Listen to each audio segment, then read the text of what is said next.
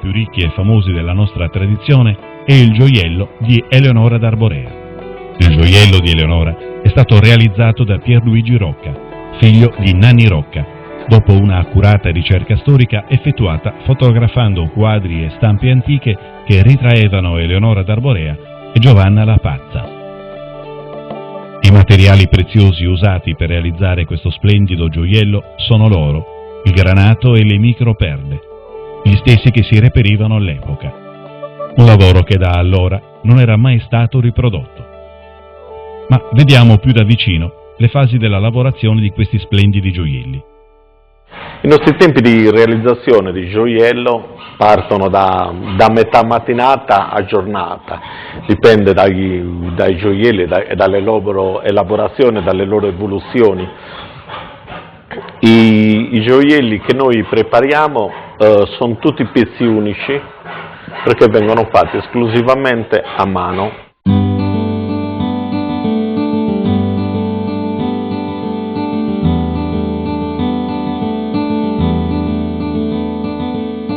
Il metallo, l'oro, viene legato per avere le caratteristiche meccaniche, la malleabilità, la duttilità, la conducibilità al calore ed il colore, necessari alla lavorazione.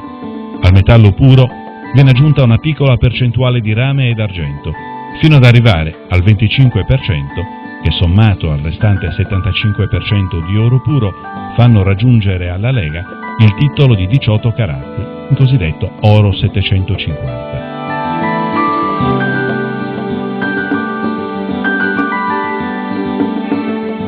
Il metallo viene successivamente scaldato tramite forni o cannelli a gas all'interno di contenitori fatti di materiale refrattario detti crogioli, fino a quando diventa liquido e viene fatto colare dentro staffe in acciaio. Il lingotto viene appiattito ed allungato tramite due rulli cilindrici in acciaio che sfruttano la duttilità del metallo. I laminatoi possono essere a manovella o a motore. I chiodi o verghe cilindriche vengono inseriti in un rullo apposito del laminatoio. Questo ha una sezione dentata a scalare per permettere di allungare la verga ottenendo una sezione romboidale.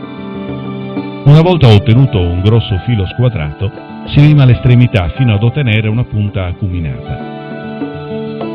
Una volta ottenuto un filo finissimo, viene piegato e attorcigliato su se stesso con l'ausilio di due tavolette di legno. Con lo sfregamento tramite queste, il filo diventa una sorta di minuscolo cordoncino che a seconda del tempo impiegato e l'intensità di quest'ultima fase può sembrare un filo composto da una miriade di pallini allineati. Per quanto riguarda i grani, sono delle minuscole sferette di metallo ottenute con piccoli ritagli d'oro fusi con l'ausilio del carbone. Questo, essendo conduttore di calore, fa ruotare la piccola goccia di oro fuso su se stessa fino a che non diventa una sfera. A quel punto, levando la fiamma, si ha, tramite il raffreddamento, una sfera quasi perfetta. Una volta ottenuto il filo attorcigliato o ritorto, si appiattisce leggermente e si taglia in piccoli frammenti della grandezza necessaria per comporre dei piccoli motivetti decorativi con delle pinzette, che variano di forma e grandezza in base allo spessore del filo e al tipo di decorazione che si vuole comporre. Questi elementi andranno disposti su una lastra precedentemente bagnata con del borace antiossidante diluito in acqua, in modo da facilitare lo scorrere della saldatura ed il loro spostamento su lastra. Per la saldatura del filo ritorto, i filigranisti usano la saldatura in polvere. Questa è composta da oro con aggiunta di altre leghe saldanti e borace in polvere.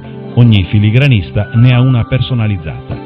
La saldatura in polvere viene versata sopra gli elementi in filigrana con l'ausilio di una pipetta in metallo, che ha la caratteristica di avere un tubicino con delle tacchette, da cui fuoriesce la polvere in base a quanto l'unghia del filigranista ci gratti sopra, avendo in tal modo un dosaggio calibrato.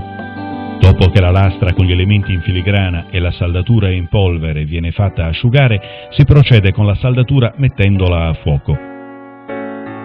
Per avere una saldatura uniforme si utilizzano delle pietre refrattarie da mettere sotto la lastra.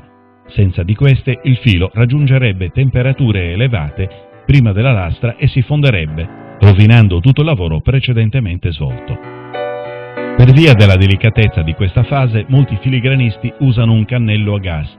Questo cannello è dotato di un tubicino dentro il quale il filigranista soffia per dirigere la fiamma e variarne l'intensità.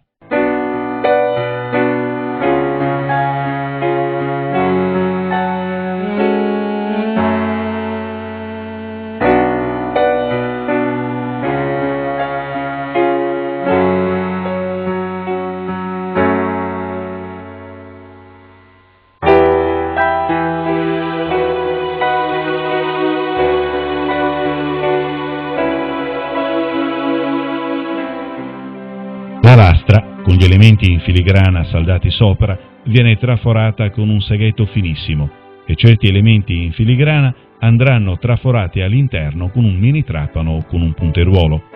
Dopo aver traforato l'interno, si passerà alla sagoma esterna del decoro fino a separarla dalla restante lastra che verrà recuperata per fare grani o per la prossima fusione insieme alle varie polveri d'oro formatesi durante il traforo e la limatura che verrà effettuata per rifinire l'oggetto.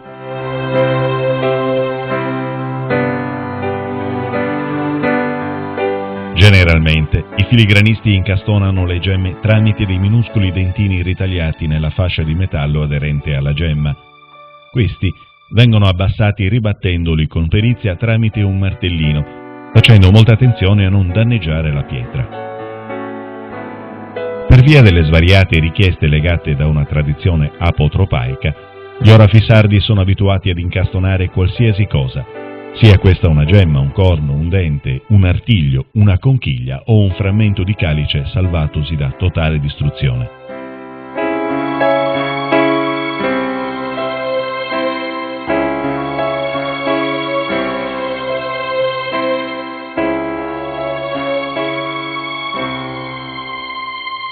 L'imperlatura, tecnica molto apprezzata nella Spagna e nella Francia del 1700, consiste nel porre delle minuscole perle di fiume all'interno dei cerchietti in filigrana, il canottiglio.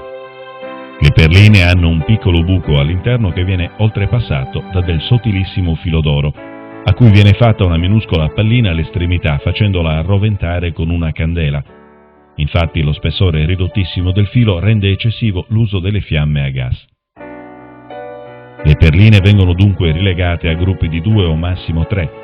Il filo viene fatto passare in un buco fatto col mini trapano all'interno del canottiglio e vengono attorcigliati e annodati sul retro, in modo da poter vedere sul fronte le perline con una piccolissima e brillante pallina d'oro al centro, mentre sul retro si vedranno dei minuscoli nodini di filo d'oro indici della perizia del filigranista nelle microlavorazioni.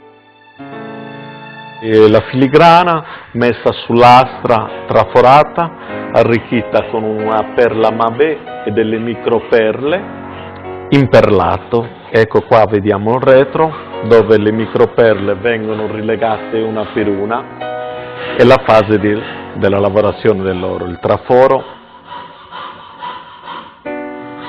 E anche per questo giustamente tutti i gioielli acquistano questa unicità.